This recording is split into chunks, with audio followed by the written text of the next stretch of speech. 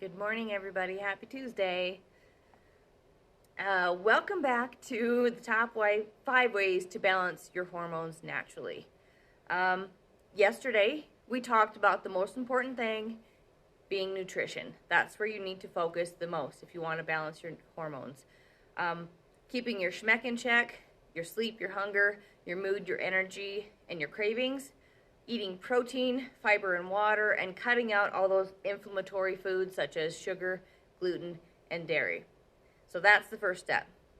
Today we're going to move on to the second step that's most important, and that will be movement. I used to believe that, and I actually did, believe that I had to do 2 workouts a day to lose weight. I had to make sure I was running or doing some type of cardio and doing weights, and then I had to work out for like 45 minutes to an hour. And that is the furthest thing from the truth. All you need to do, and what is most important, is that you are moving at least 30 minutes every single day. Because I can bet there are a lot of you that if you're working from home or working at a desk all day, you aren't even moving 30 minutes. And by moving, I mean not just going to get coffee or going to the bathroom. Where that does count, at least you're getting up and you're moving, but when you're moving continuously for at least 30 minutes. And if you can't do it 30 minutes all at once, that's fine. You can break it up into steps.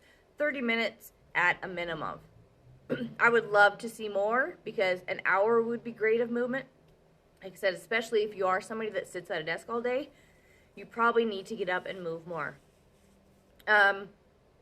If you're not, another goal might be to try to hit 8,000 to 10,000 steps. So that way, throughout the day, you can get up and you can walk to get coffee, or you can take a 10-minute break and walk around the building a few times, or go up and down the stairs.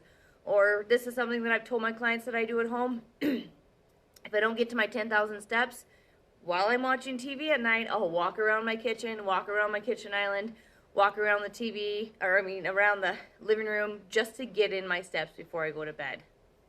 So there's ways to get that movement in. And if it's important to you, you will do it.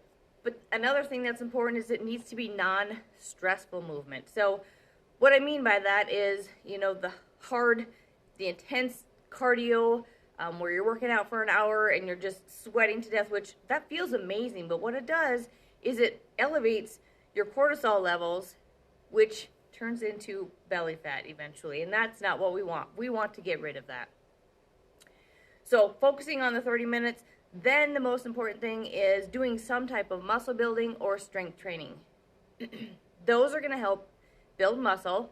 That's going to help. This is something I learned from JT. I'm going to go back to him again because I really have followed a lot of his stuff and I think it's great stuff. He says that weight training is the only activity that creates hormonal change that help both men and women burn fat while maintaining or gaining muscle. Super important to be lifting weights and building up that muscle. So if you're somebody that only does cardio, you need to start adding some type of weight training or strength training into your routine. I do a combination of strength, metabolic, which is strength and some type of cardio, and HIIT in our boot camp workouts. And those are the kind of workouts I do myself. They're also only 30 minutes, okay? Not any longer than that, sometimes even 20 minutes of work. And it's enough that it doesn't overtax my body and cause my cortisol levels to increase, but it's enough that I get a good workout, I'm building muscle, and I'm feeling great. What you need to do is you need to find what works best for you. Like I said, I can guarantee it's not running for 5 hours or being that, cardio bunny on the treadmill. That's not going to help you get to balance out your hormones that you're looking for. Adding some strength training, doing 30 minutes of movement, and this should be every day. You should be doing something every single day, even if it's just going for a walk. I like to go for a walk on the weekends because I've put in enough of my other type of workouts during the week. The goal is to keep your cortisol levels low, build muscle, and balance out those hormones. And maybe what you need to do is find out what motivates you to work out. So maybe you need to join some type of a walking group or a hiking group, or you need to find a workout partner.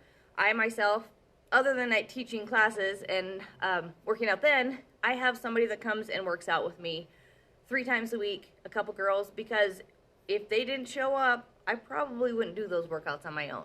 In fact, I think in the course of 10 years, I've only done it twice. So I do need that accountability probably just as you do. So find what works for you. Find what's going to keep you motivated, what's going to get you moving, working out. And if you're not doing that strength training, I highly recommend you do. If you need some suggestions on that, you can let me know.